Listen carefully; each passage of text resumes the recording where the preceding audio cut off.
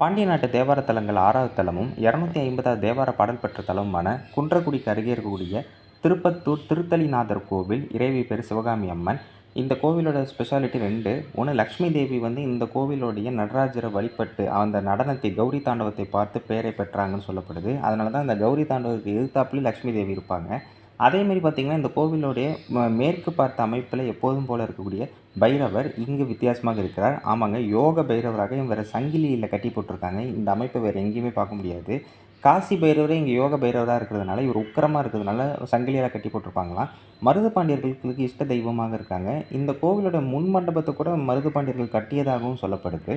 அதேமாதிரி பார்த்திங்கன்னா, அர்த்தஜாம வழிபாட்டிற்கு குருக்கள் மணி எடுத்து விட்டால் யாருமே போகக்கூடாதான், அந்தளவுக்கு உக்கிரமாக இருப்பாராம். அதேமாதிரி சம்பந்தர் 1ஆம் திருமுறையில் 26ஆம் பதிவும், அப்பர் 6ஆம் திருமுறையில் 76ஆம் பதிவும் பாடியிருக்காங்க. திருப்புகழில் இந்த கோவில் பாடப்பட்டிருக்கு. கல்வெட்டுகளில் திருத்தலிநாதர்னு அழைக்கப்படுகிறார்.